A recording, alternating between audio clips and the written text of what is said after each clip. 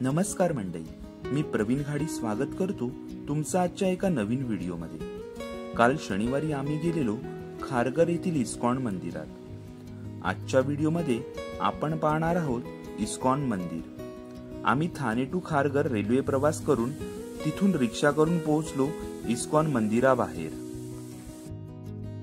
समोरच्या गेटमधून आम्ही मंदिरात जायला प्रवेश केला। उजव्या बाजूला असलेल्या चप्पल स्टँड मध्ये आपण चप्पल, शू ठेवू शकता। त्याच्या शेजारी हात पाय धुण्यासाठी पाण्याची व्यवस्था देखील आहे। सकाळीच लवकर इथे आल्यामुळे जास्त गर्दी नव्हती। साधारण 8 एकर जागेत बांधलेले हे सुंदर आणि विस्तीर्ण मंदिर तुम्ही पाहू शकता। मंदिरात प्रवेश केल्यानंतर सर्वप्रथम भगवान श्रीकृष्ण आणि इतर देवतांचे मनसोक्त दर्शन करून नंतर मी व्हिडिओला सुरुवात केली।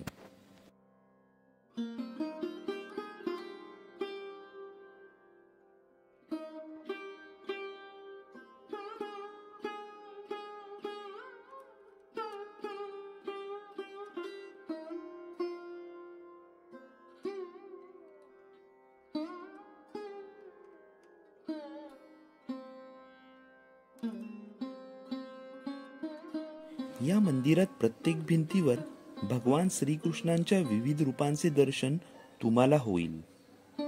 इथे आल्यावर एक वेगळीच ऊर्जा, शांतता आणि अनुभूती तुम्हाला येईल।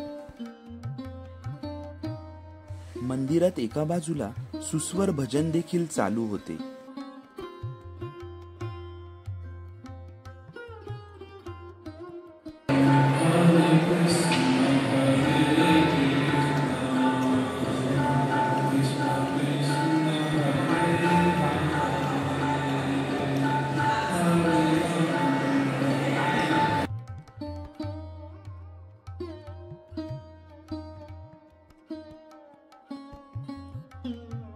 मंदिराबाहेर आल्यानंतर खारघरच्या या निसर्गरम्य डोंगराळ भागाचं हे नयनरम्य दृश्य आणि मंदिराभोवतीचा हा हिरवागार परिसर पाहून मन अगदी प्रसन्न होतं।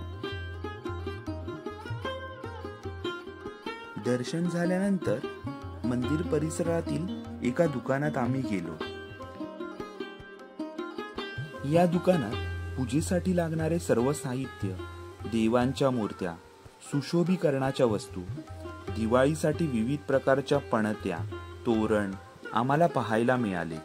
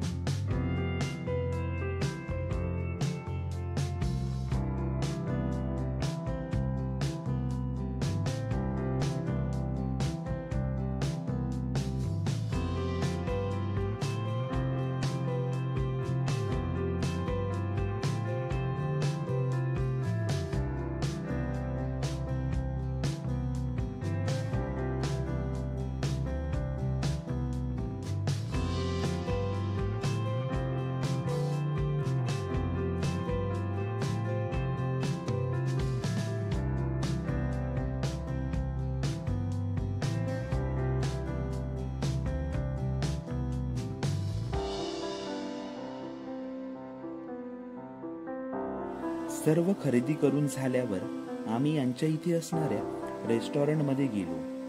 गोविंदा नावाचे प्रसादालय देखील इथे आहे. येथे तुम्हाला सर्व पदार्थ विदाऊट कांदा लसूण असणारेच मिळतील. प्रसादालय सुरू होण्यासाठी खूप वेळ होता, त्यामुळे आम्ही इथल्या रेस्टॉरंटमध्येच नाश्ता केला.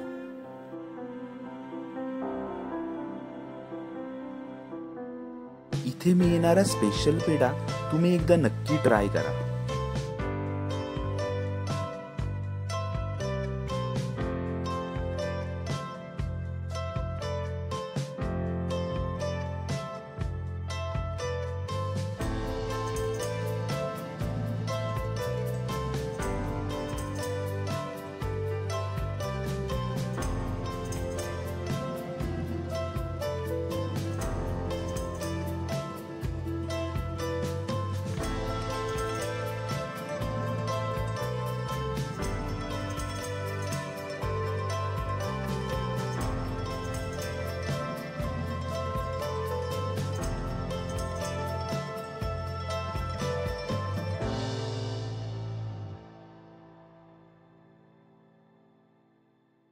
मंदिरातून बाहेर जाताना आपल्याला प्रसाद देखील दिला जातो.